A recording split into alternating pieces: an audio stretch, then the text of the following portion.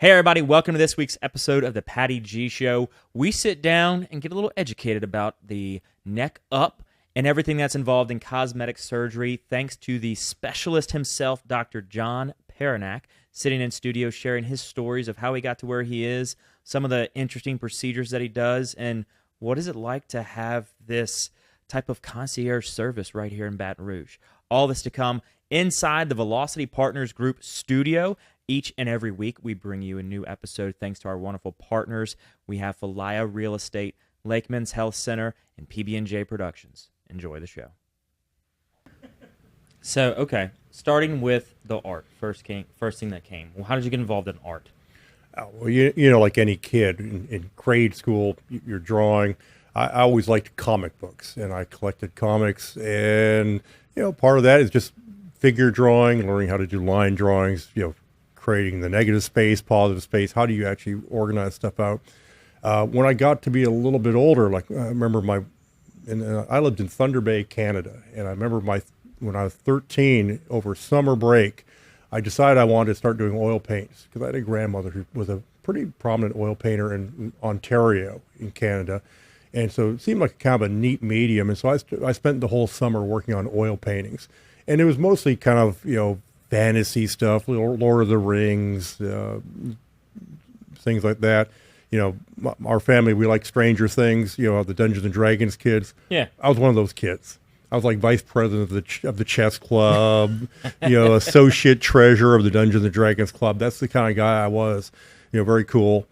Chicks dig that. And painting and sculpting, and did a little bit of that. And so I worked into oil paints.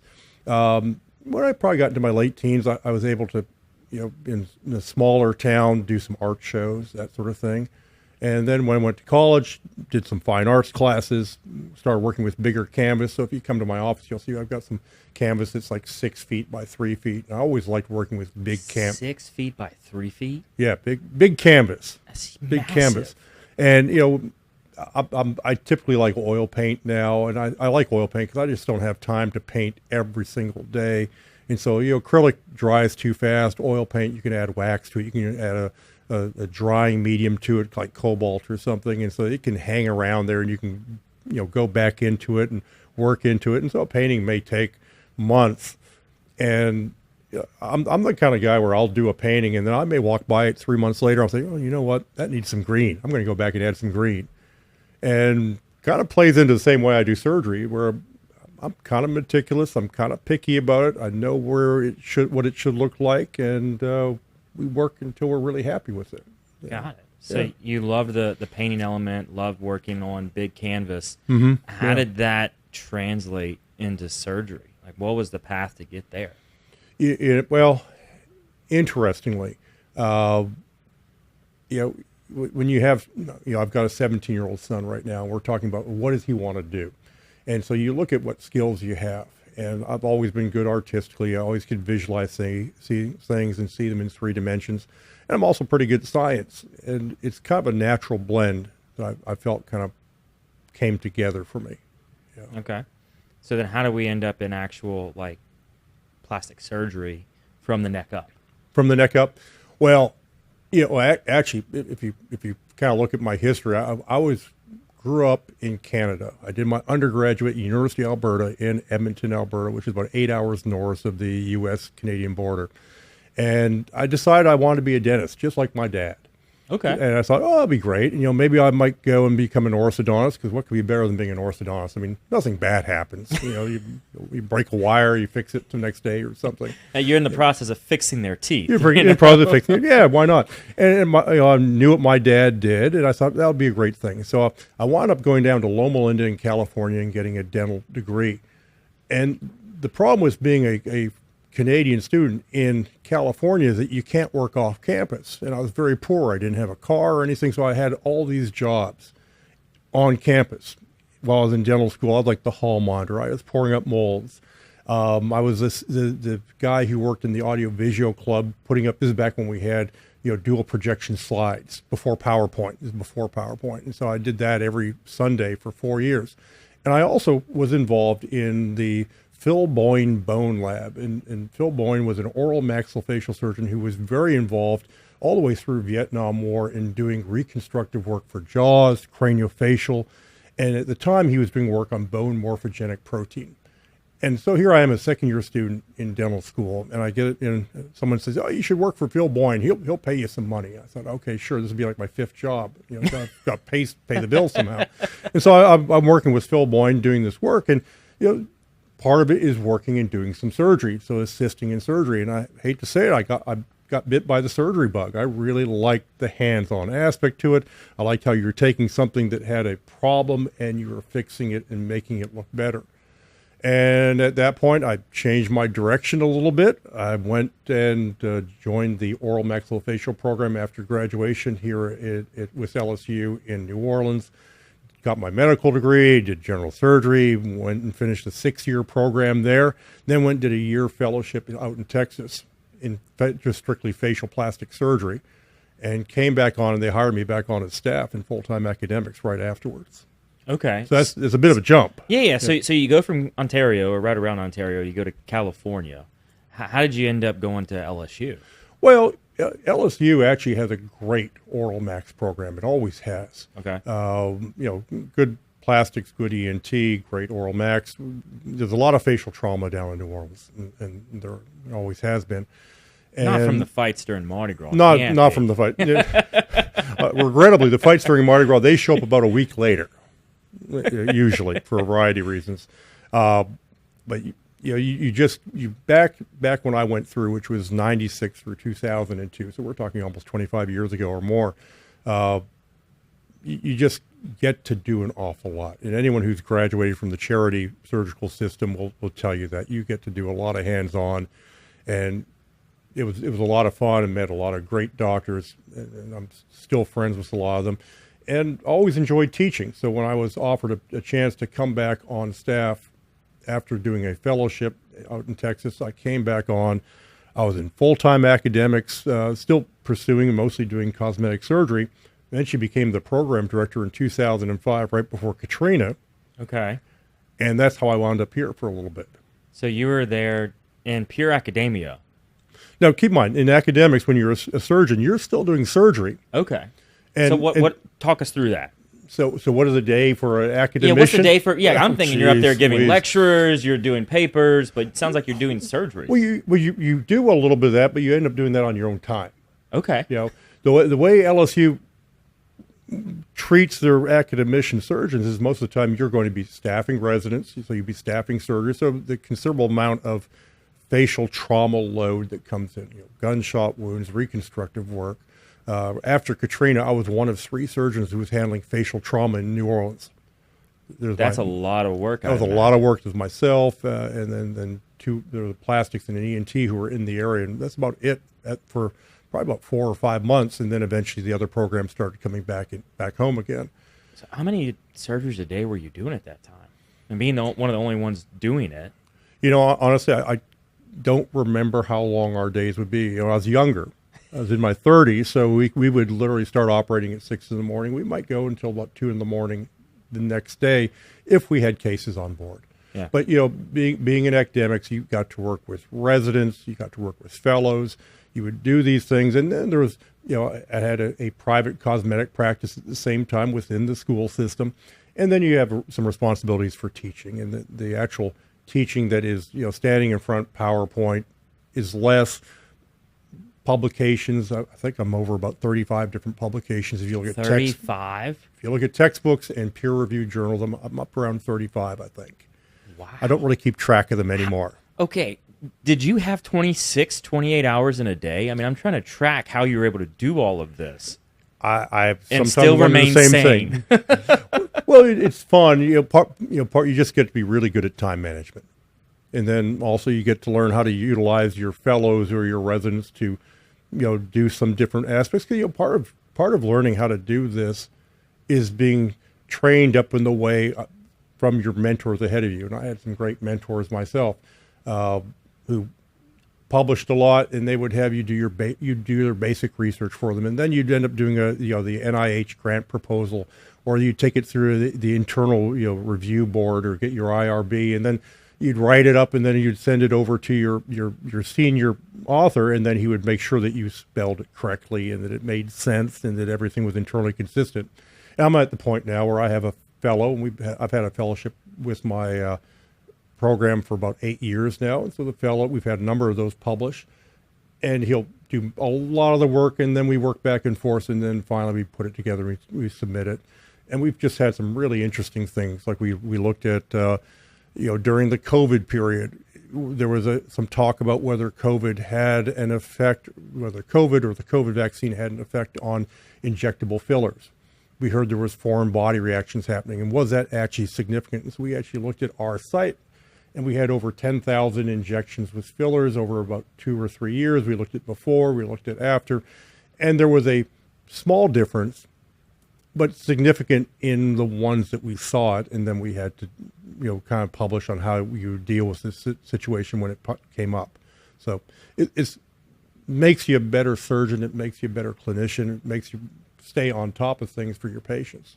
Yeah, I mean, you've got to be consistently either reading up on things or researching to stay ahead of it all, and to then also find out information like you found there. Yeah, it makes you have to think about it in a logical, sequential fashion so that I don't know about you, but my Facebook feed is full of stuff. Some of it's cosmetic, some of it's other things in the medical field, and so you have to be able to parse through it and figure out what's what. And that can be really hard to do sometimes. And so the more you kind of figure out how to think carefully about research, are the questions being asked, are the statistics significant? Do they really put together well? So it plays into that. So of the 30-plus publications you've been involved with, what is one that sticks out to you the most, or you remember the most for whatever reason it was? Well, one of my favorite publications that we had, and it was a few years ago, we were looking at, you could say that not a lot changes in facial surgery, but a lot changes in facial surgery, and usually they're little minute changes. So I love rhinoplasty, nose jobs. One of my favorite operations that I've done over 2,000 of them in the past 20 years.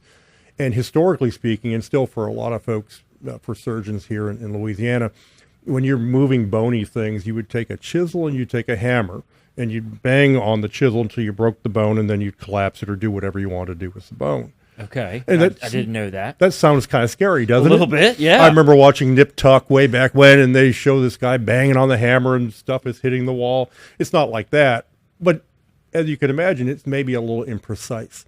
So getting back to what publication I like. So I've been using for the past 7 years, instead of using mallets and chisels, which I did for about 15, I now use something called an ultrasonic or a piezo. And it's a tiny flange of metal that vibrates at a high frequency, and it vibrates at a frequency that it can only cut bone. And it doesn't, so it doesn't cut the things on the other side of the bone, like blood vessels, soft tissue, or other things. It's just kind of a unique, characteristic of how ultrasonic energy works. And so it cuts bone only, and it cuts it really precisely. So it does exactly what I want it to do. And so we were looking at, and what I wanted my fellow to look at was, so we're doing this ultrasonic, and sure, patients like it because there's not much bruising or swelling, and that had been pretty well reported in the literature. But then the question was, does it actually change the possibility of having to do some kind of revision? Because if you do rhinoplasties, invariably you're going to have to do some little revisions here and there where you're just trying to fine tune or finesse it. Why is that?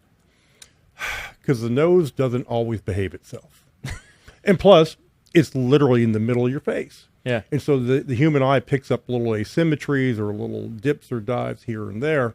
And so if you're a picky rhinoplasty surgeon, and I am, as you may have kind of gotten from when I was talking about artwork, you will do things to adjust it. And if you look at the published research, the amount of people, the amount of adjustments that happen on average for rhinoplasty is right around 20%. So if you have a rhinoplasty, there's a 20% chance we may do something to fine tune it. And that's from the medical literature that's already out there.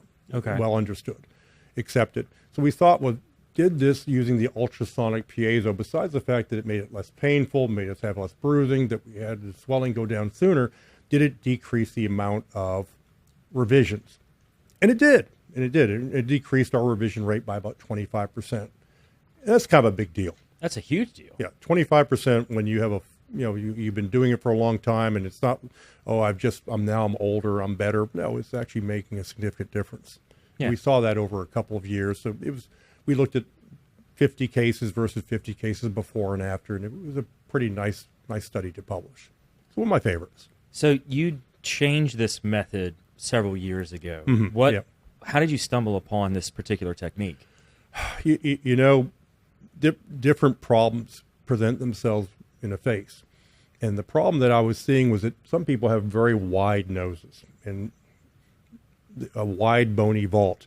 And if you're trying to narrow it, you actually have to take a little bit of bone away in order to allow that bone to come in on the side walls of the nose. Like on the inside of the On nose? the inside, right. Okay. So how do you do that? And doing it with a chisel, tap, tap, tap, very imprecise and hard to do because chisels, like they kind of have a mind of their own. They don't always go exactly where you want. And I've done many revisions on surgeons' work where they've used a chisel and they practice standard of care, but the chisel would go the wrong way, and then you have a piece of bone that sticks out the wrong way. Now you're doing an actual surgical revision, which we try and avoid. So the problem with the wide nose is you want to bring the walls in. You have to take a little bit of bone precisely in the middle. How do you do that with a chisel? And you really can't. And so I looked at, there was micro saws you could use, and I used piezos before for doing some upper jaw surgery. And I liked the piezo, so moved to that, tried that. I liked it better than the micro saws. That's where we went. You would think at some point you're as good as you're going to be. My fellows, I always say this to my fellows, because anyone who comes and does my fellowship, they are fully trained. They're board certified or they're board eligible. They're pretty good. They're top of their class. And so a lot of times they'll come in and they'll be like, they know what's what. I'm saying, well, Let me ask you this. You know what's what, I get that. Do you think 5 years from now, are you going to be better than you are today? And the obvious answer, yeah, of course. I mean, the answer is, 5 years from now, I'm going to be better than I am today. I'm like, okay, let me ask you this. 5 years after that, will you be better than you were 5 years from now? So jump forward a little bit. Right. The answer again would be, I hope so. Now, I guess at some point in time, there is a limit on how good you can get. But you should always strive to improve in little areas and always try and get better and better at what you do. And I've kind of carried that idea as long as I've been around, whether I'm doing facelift surgery, which is probably the most common thing I do is facelifts, and added little parts and pieces into that when we're doing our deep plane structural neck and taking out glands and the rest, or rhinoplasty and changing the technique with little tiny things. And you always want to do it safely. We're never experimenting, but at the same time, you're always trying to get a little better. Yeah. Yeah.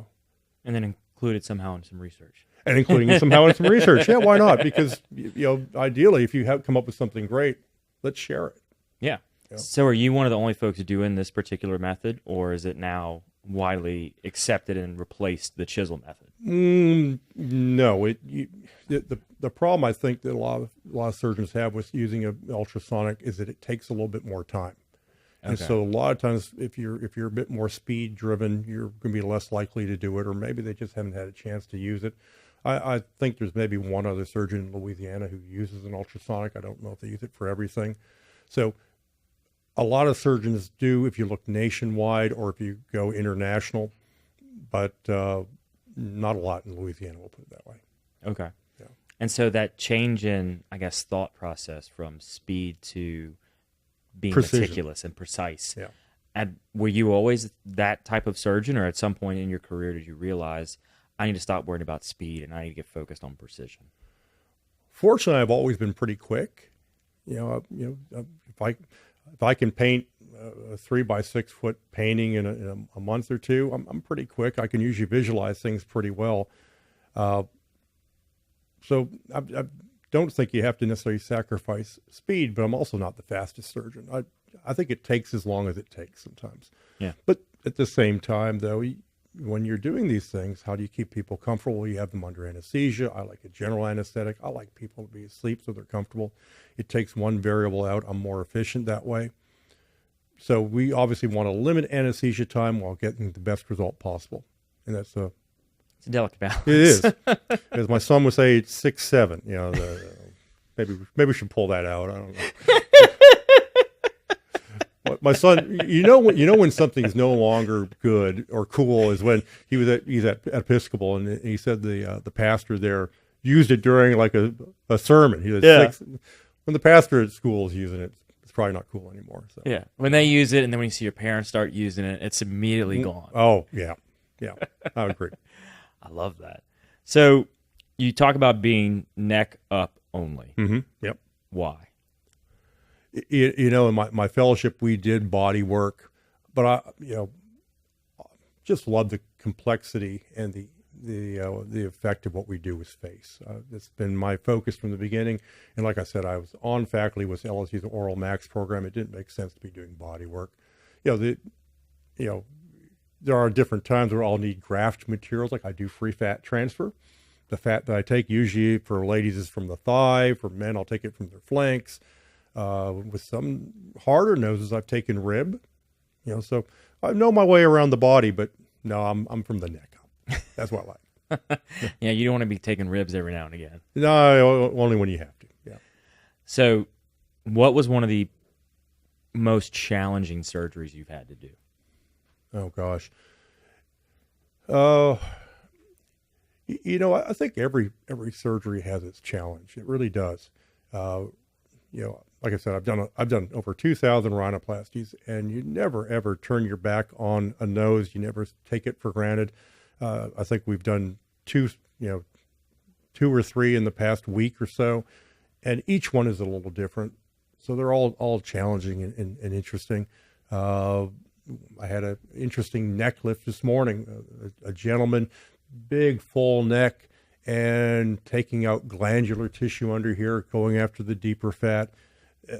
Just really great result for the patient, but interesting surgically as well, I guess. Okay. Yeah. And you have a signature scarless procedure. Yeah. So our signature scarless brow, eye, and cheek lift. So what is that? What is that? Well, it's just it's a bit of a different play on a brow lift, and there's a lot of different ways we do brow lifts. Some brow lifts, if we have a tall forehead, we'll make an incision across at the hairline. But for the majority of brow lifts, we're going to do little incisions up in the hairline. So technically, if you really look for a scar, you might be able to find it. But quite frankly, a lot of hairdressers refer a lot of patients to me, so I guess they're hard to find. And so rather than just putting the incisions up here and just lifting the brow and the area between the eyebrows and lifting that, we actually will sneak down a little lower and lift the cheek too at the same time. So just going a little bit lower, lifting the cheek all through these incisions, hiding in the hairline. Okay, so we got an example here of some work you've done. Mm-hmm. Yeah. And so you can't even see anything. And how far apart are these post-op? Most of the before and after pictures, if you go on our website, we're going to take them at about 6 months. Okay. I always hate when I see before and after pictures at 3 weeks or 1 month or 3 months because they're still swelling. Mm-hmm. And sometimes a little swelling will make the result look better than it is. I think 6 months is actually a very reasonable time period because what you see is probably really what's there. Okay. Yeah. So 6 months is that sweet spot, so to speak. I think so for most photos, yeah. Okay. The exception being rhinoplasty. Rhinoplasty is one of those operations that really, to get the final result, probably takes about 6 months to a year for the average female patient. I always joke, I don't know how close this camera is, but if you see, I've got a pretty big nose and it's got thick skin. This nose is probably about 1.5 years nose to get to if we did a rhinoplasty on it. To fix your own nose? Well, I can't do it, but if I did, thicker skin takes longer. So for most guys to get to the final, it doesn't look bad while it's getting there, but it will be puffy for about 1.5 years until it gets to the very final result. Okay. So yours is 1.5 years nose. It's 1.5 years nose. That's right. That's exactly right. Yeah. Okay. So walk us through what was done here. Well, this looks like this young lady came in, and there was kind of two issues. She was bothered by her nose. She felt like its takeoff, if you look at this profile view, it was a little high right below the eyebrow. So it has kind of this, not hawkish look to it, but it just looks a little stronger, more Roman nose than she wanted. So she wanted to soften the tip, a little indentation so that the nose would look shorter. And then she had a very, very prominent chin. And so we did a little chin shave where we actually made a little incision under the chin and we contoured the bone and contoured a little bit of the fatty tissue there, so the chin dropped back about 4 millimeters. At the same time, we did a little liposuction just to make sure that we didn't end up with a little extra as we dropped that chin back. So this is an open rhinoplasty, again, using the ultrasonic and a little chin contouring etching, in this case, making the chin a little less than it was. Okay. Welcome to the brand new Falia mobile app. We took all the same tech that's helped hundreds of people sell their homes themselves and packed it into an easy-to-use app for your phone. When you download the Falia mobile app on either the Apple or Android App Store, you'll immediately be able to see the power of this game-changing tool. From the seller's dashboard, you can navigate to all the information that you need. We intentionally separated everything into key groups, such as tasks to be completed, buyer leads for your listing, and contact information for everyone involved through closing. When you get an offer on your property, you can simply review and respond all within the app. No matter where you are in the world, you'll be able to monitor everything that's going on with your property from listed to sold. It's truly the power of Falia in the palm of your hand. Download the app and see for yourself. Falia, it's real estate reimagined. All right. So when doing stuff like this, how are patients coming to you? How are they finding you? And what is their ultimate initial conversation with you? Well, patients find us a number of ways. Obviously, I've been doing this for quite a while, so I get a lot of patient to us referrals. We get a lot of folks from out of state through our Instagram and through social media, which is kind of neat. And, if they're from out of state, they'll come and stay with us for about 7 days. And then we can get them back on a plane looking presentable. Actually, I like 8 days, quite frankly, but 7 days, 8 days, they'll stay with us and we can send them back home and they'll look pretty good. But most of these patients, they'll come in and they'll be greeted by one of our patient coordinators, and they'll ask them, well, what bothers you? Why are you here? If they're from out of state, they may do a virtual consult first, or they may do a lot of online work with our coordinators first, but then eventually they see me. And, most people have some idea on what bothers them, and I think a problem-based approach is the best way to go. If you're bothered by your nose, well, I guess we're going to talk about rhinoplasty. Yeah. Maybe. If you're bothered by heaviness of your eyes, well, a little bit of problem solving. Is the problem that their brow is low? Is they have too much extra skin above their eyelid? What's the problem and how do we solve it? And so we kind of talk about that. Now, rhinoplasty, like we talked about there, there's a lot when it comes to doing nasal shaping and making it look better. There are a number of different options for making a nose look better. It doesn't always have to look the same, so I always do imaging for that. And so we'll take some before and after photos. After talking to the patient, I'll give kind of my best estimate on what I think they'd like by doing some Photoshop for it. And the Photoshop's handy for me because it kind of lets me know how much movement we're making. Is it going to be achievable? And then we send it to the patient. I always say it's kind of the start of a conversation. It's not like, here is your nose. This is the nose I present to you. Right. Because, maybe 80% of the time patients say, yeah, that's the nose I want. But you know what? A lot of patients say, well, you know what? I want to have more of a bump left, or maybe I want it more ski slopey, more narrow, wider, you name it. Yeah. So we know what we're going for. Yeah, you put a wall of noses and say, pick which one you want, right? Well, I try. Yeah. I don't want. That's a little bit of work, but at least one or two, and every once in a while maybe 3, because we want to make sure what you're looking for can be achieved, and that I can give it to them. Yeah, because everybody's facial structure is different. Everyone's different. Nose is different. Yeah, and so you've got to take all that into consideration. You can't just say, give me the run-of-the-mill nose. No, I'll have sometimes patients will come in and they'll bring in a picture of Ariana Grande or Jennifer Garner, and those are 2 very different faces. Right. Because I want Jennifer Garner and Ariana Grande's nose. I'm like, those are 2 totally different noses. Let's pick one. And so the best thing to do is get their face and plan it out for their face and make sure that it makes sense and that they like it. So is that really how people will come in and just have a picture of somebody and say, this is the nose I want? Every once in a while. One of the nice things about Baton Rouge is that people here, they're pretty down to earth. Yeah. They're like, I would say my mom, my dad, but now I'm 57, so it's kind of like me, my wife, our kids, and they have ideas. Some people bring in pictures. There's nothing wrong with bringing in pictures. It tells me a little bit in a lot of different ways. But it's not like we're not in South Beach or Newport where people are bringing in the lion lady or something. People are pretty reasonable. Yeah.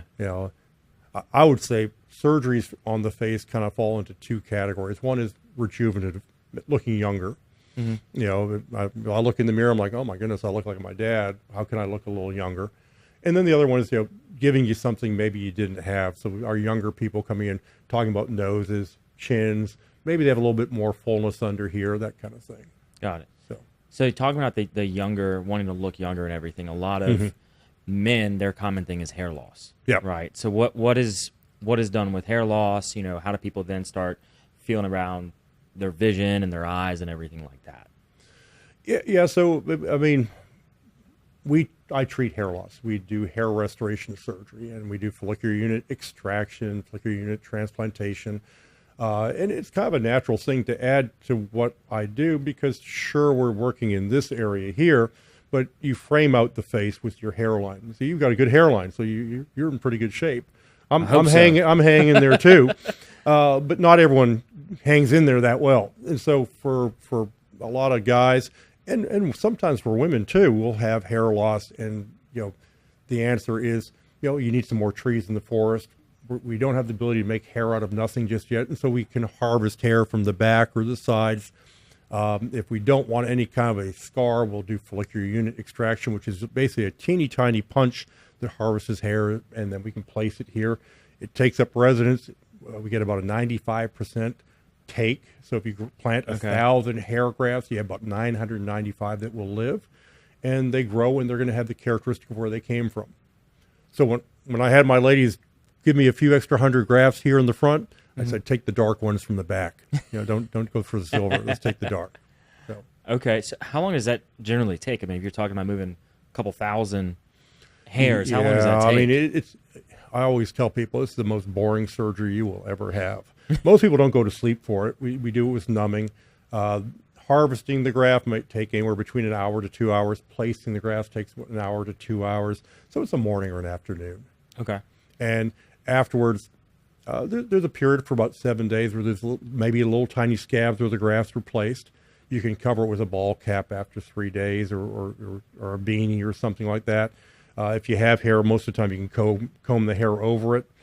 Otherwise, the little scabs flake off in 7 to 10 days. Some of the hair grows from the very beginning, but most of it shows up about 3 to 8 months later and grows in. So it takes probably about a year and a quarter to get to the final result. Okay, so it takes a good little while for that hair to actually be planted. It's not like a chia pet where all of a sudden, poof, there it is.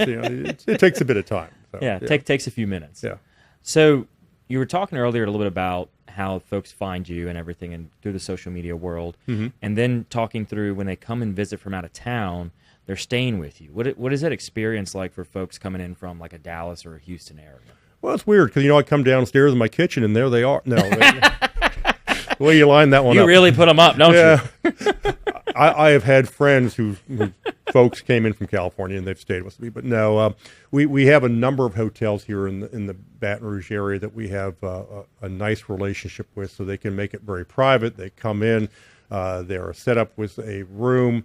We can, if they have someone who's coming with them, they can stay and help take care of them. If they don't have anyone coming with them, we have overnight stay nurses that can hang out with them for a day or two. And if we're doing something like a face and maybe laser surfacing, I think it's worthwhile having an on-site nurse stay with them for 2 nights. Okay. Depending on how much we're doing. Certainly you should have someone for the first night. And so we have people who can provide that service. And then they stay in one of the local hotels. We see them back usually on day 3 and then day 7. And one of the nice services we offer, my estheticians on our day 7 visit, if we did a laser, they'll do a little facial, clean things up. Or if we did anything else, if it's any discoloration, they're wizards with makeup.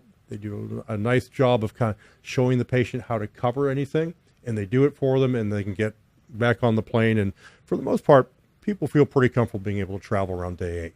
Yeah, I mean, it sounds almost like it's like a concierge type service. It's a concierge service. It really is, yeah. I mean, having somebody sit with you after the fact saying, here's how you can work to get to that. I mean, because you're talking procedures that take months to get to that final finished product. Mm-hmm. And so it's, what do you do in the interim, right? Because that's what people are going to be wondering. Correct. How can I manage, or what am I supposed to do during the interim? Yeah, and it's surgery. It's common for my team and myself, but we assume that people haven't been, they may be nervous, they might have nerves, they might be concerned. A lot of people have maybe some health issues that we have to work through. So yeah, we really do offer concierge service from consultation to meeting with me, to meeting with my team for their pre-op, getting all their prescriptions and the products that they need ahead of time, to walking them through when you're going to come in for surgery, how the surgery goes, getting them back where they're going to stay, taking care, and then eventually getting them back home. And then a lot of times for out of town people, we'll do virtual visits. Okay. Afterwards, for the next, 3 to 6 months here and there, just to make sure they're staying on course. So were the virtual visits always a thing? Like, I feel like COVID kind of just blew up the virtual medicine.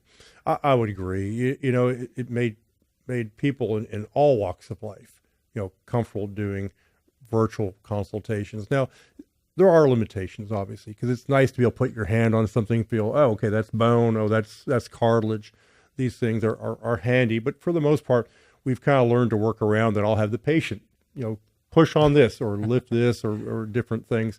And so our virtual consultation process is pretty picky and kind of gets us to where we need to be. We walk the patient through on how to take photographs. If they want to submit photographs, you can do it online through the website, or we send it to our coordinator. It gives me a chance if we want to try and do some imaging for an out-of-town rhinoplasty patient, we can do that. So, really COVID changed everything with virtual consultation, that people being comfortable with it. Yeah, well, I mean, now you've got the ability to have a FaceTime or a Teams call and walk through everything, and people know how to use it. Yeah. They're not sitting there, what is this technology? What is this thing? It's that we've almost become accustomed to it.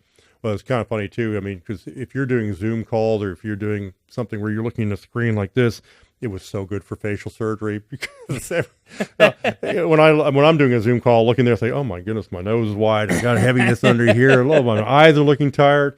Yeah, it was a good thing for facial cosmetic surgery. Yeah. Hi, this is Ned Fasulo with Velocity Partners Group, and this is the VPG Marketing Minute. As we mentioned in previous minutes, we want to talk again about Google Gemini. Again, as far as AI platforms go, I can't find a better platform out there for the marketing, consulting, and sales world. But in terms of just everyday business use, businesses who are constantly trying to grow and expand or potentially add new products or services to their mix, I don't know that many people realize how valuable Google Gemini is as a market and product research platform. If you have the right amount of prompt and the right amount of input with the right amount of financial data behind it, you can produce single geography or multi-geography or even national to international scope market research reports that help you understand if the path that you're about to take is the right path, and if the products and services that you are putting together have a high concentration of competition in certain markets or certain areas of the country.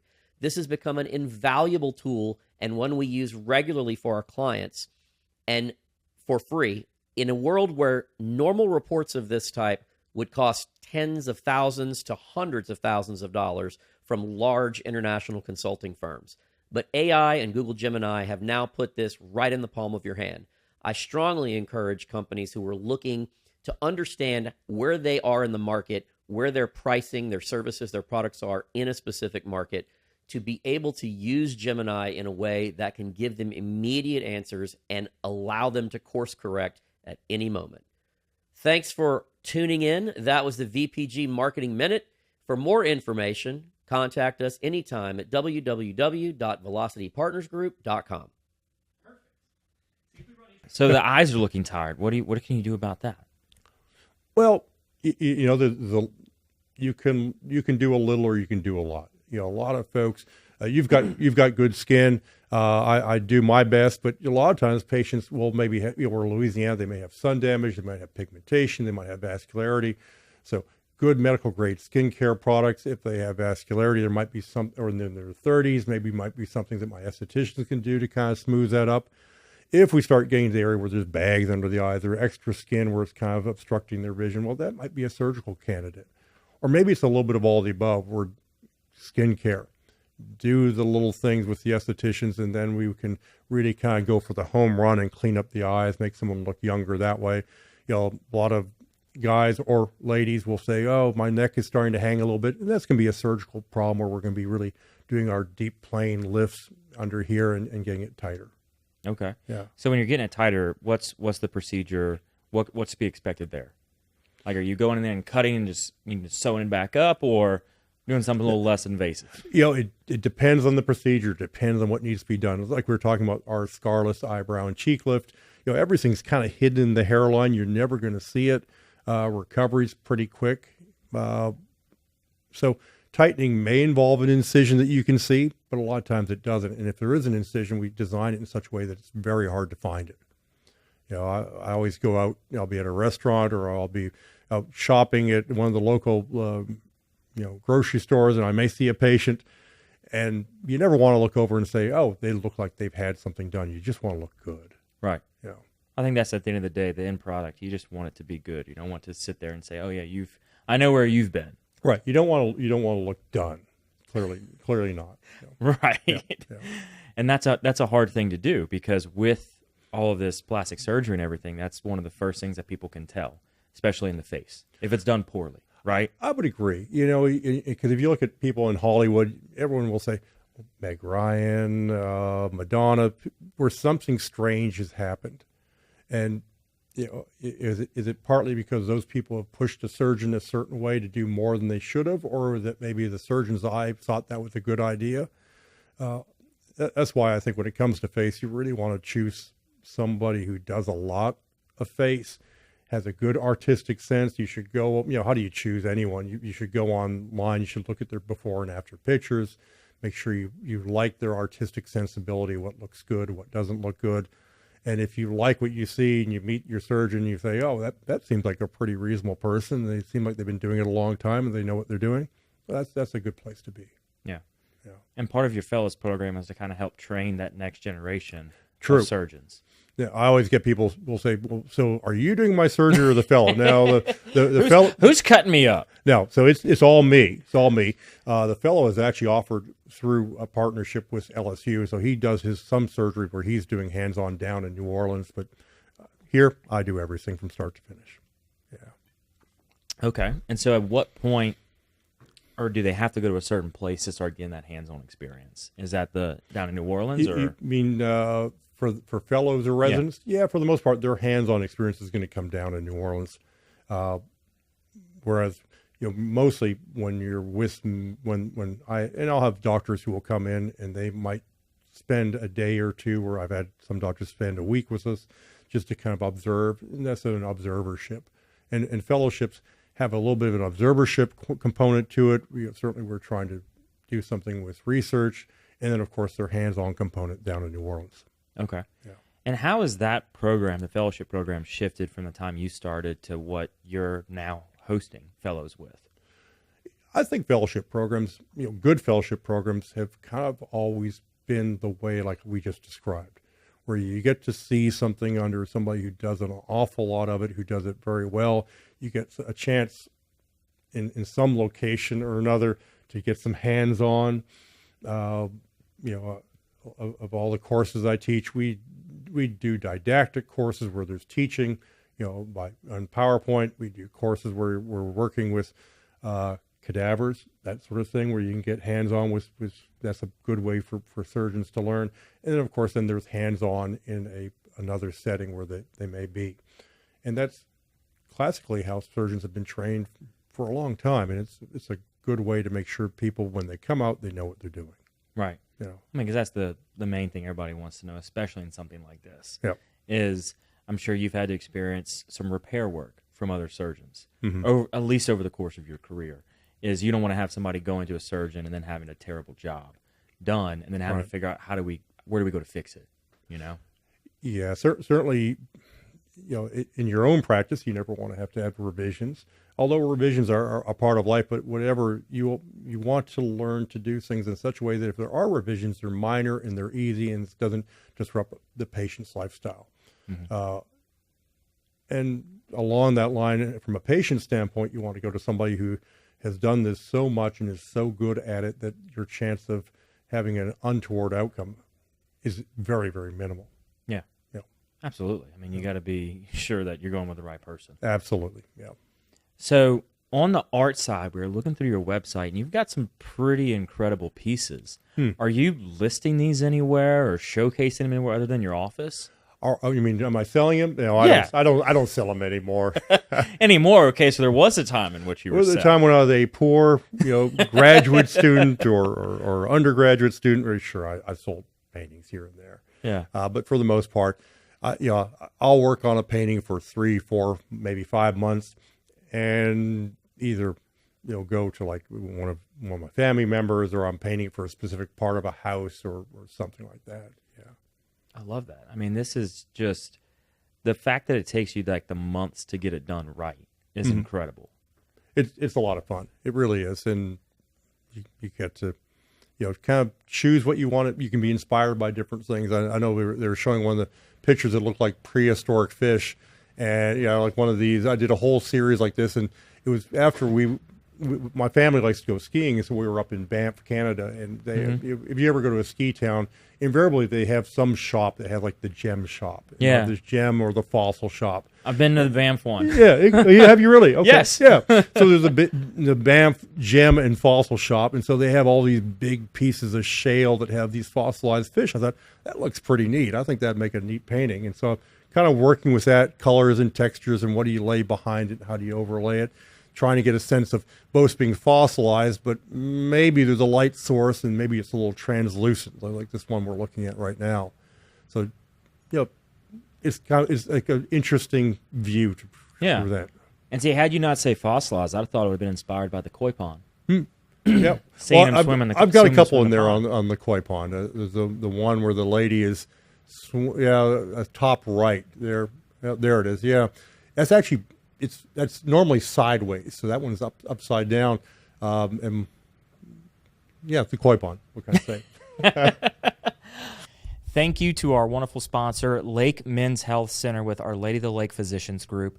Guys, I know it's tough to get out and go to the doctor. I know it's challenging to find time in our busy days, but I promise you, signing up to be a part of this group with Dr. Curtis Chastain and Dr. Tyler Boudreau, you won't regret it for several reasons, but most of those being the fact of the time it saves, where you're able to get in on the same day, get that appointment done, and spend that time you need to talk with them about what your health goals and concerns are, as well as ensuring that the financial investments you have, you will be able to live out and see those come to fruition. So if you're an investing guy, you know all about and planning for the future and investing in the future. There's no other more important thing to invest in than your health. Make sure you go check them out.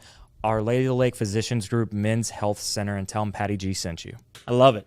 Yeah. So what are you looking for towards in the future for the practice? Where do you like you said, where do you see yourself in 5 years as a surgeon getting better? What are something you're seeing that you're either researching in the moment that you can talk about, or some type of technology shift within the profession?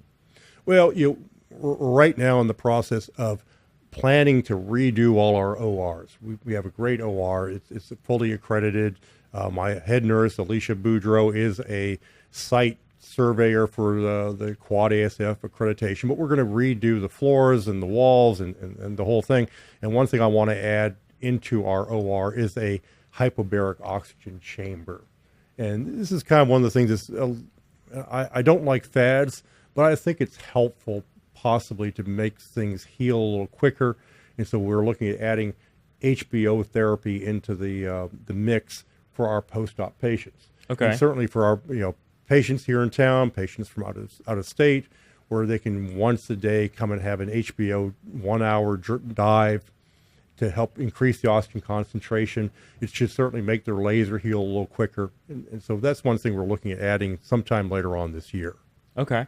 And so that process of doing all of that is helping them speed up their recovery. It's going to help speed up their recovery. Now, obviously we've been doing it without HBO forever. And if you look at the literature out there on HBO, it should help, but is it mission critical? No, but it seems like kind of a neat thing that we can add in that's going to give us just a little bit more of an oomph to help people speed along. Of course. I mean, if you can tell somebody that traditionally you'd have 8 months of recovery and now you can have 6. or whatever the math works out to be. Whatever the math works out to be. Even if it's 25% better on your processes, you made a switch in material. You made a switch in your mechanisms. Yeah, picking up 5, 10, 15% improvement in almost any metric is always a good thing. Absolutely. Yeah. I mean, because that's one of the only things that we're not getting any more of at the moment, and that's time, right? So if you can make their time shorter to get to where they want to be, that's a good thing. Sign up for that. You know? Yeah. So we're looking forward to that. We've added so many little things to our surgery where we've added something that decreases swelling and bruising into how we do our numbing in this area, something called tranexamic acid. Little changes here and there that you can add to make things just that much better. Okay. And I think that comes from just focusing on one area and really trying to finesse it. If you do 100 facelifts in a year, which we do, you get a chance to see how a lot of different folks from different walks of life, how they heal and how we can improve it. And that's a really good thing. Yeah, you can actually start seeing the results across the board and not just doing 10 a year or something. Yeah, exactly so. So as we start to kind of wrap up the show, we have a set list of questions that we ask every guest. Okay. Very hard-hitting questions, and we're really going to pull up the numbers and see if you're right.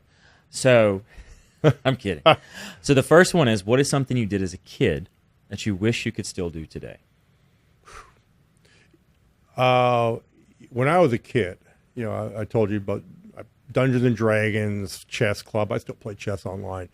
I also played piano, and I played a little guitar, and I wish I had more time to get back to playing in a band, doing a little guitar, a little piano, but kind of limited on time, it seems like. I mean, we got a guitar. You can play it from here on out for the rest of the show. I could, but I'm not going to. I'm not going to.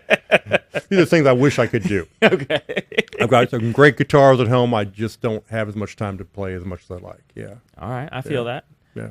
So over the course of your career, you've learned a lot. You've taught a lot. You've been published in a lot of different places. And what are like 3 lessons that you've kind of learned along the way? So treat people well, whether it's your patients or clients you're seeing, but also the folks around your office. Treat people well, no matter what your particular mood is at any given time. You're on the stage. Treat people well. The other thing is try and be a problem solver. You really want to, whatever you're doing. If I was in banking, I'd try and figure out how to make banking better. If I was in real estate, I'd try and figure out, well, how can I put people in the right place with property? Well, I'm a surgeon, so I try and figure out how do we solve different problems. And there's a lot of problems that happen in surgery, not just the surgery, but like we were talking about, how to make people feel comfortable all the way through, how to keep our team on as efficient as humanly possible, all sorts of things. So be a problem solver. Yeah, no, the problem solving thing is huge. Yeah. And then I guess lastly, try and find a way to have fun at it. It's too easy sometimes for people to get all wound up in it and stop having fun. And I remember one time when I was training, this is a long time ago, with a really great surgeon named Myron Tucker. Myron did a lot of craniofacial surgery, moving jaws around. And he said, you hear about these guys who are like throwing instruments around the OR. They're angry. The heart surgeon guys, they're just unhappy. He goes, I'm happy every day. I'm comfortable doing what I do. And he says, every day is kind of a joy to be here. We're making people happy. You know what? That's a good way to live. I don't care what you're doing.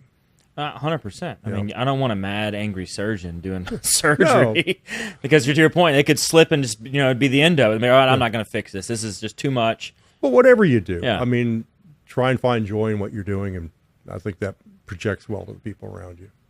So you've been living kind of around the States a little bit, right? And being in Canada, and then going to New Orleans, and then Katrina kind of pushing you over here to Baton Rouge, but yet you stayed. Yeah. So what is something about Baton Rouge that you love? Well, if you ask me why I stayed in Louisiana, it's because I married a Louisiana girl.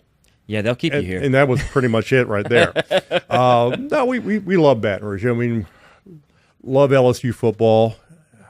I'm excited for this year. I think everyone's excited or intrigued. Let's be clear here. Oh, God. I mean, Lane Kiffin's interesting. I mean, he's got an Instagram presence. I mean, I mean, his we're gonna Instagram or his Twitter presence? Yeah, we're gonna have great players.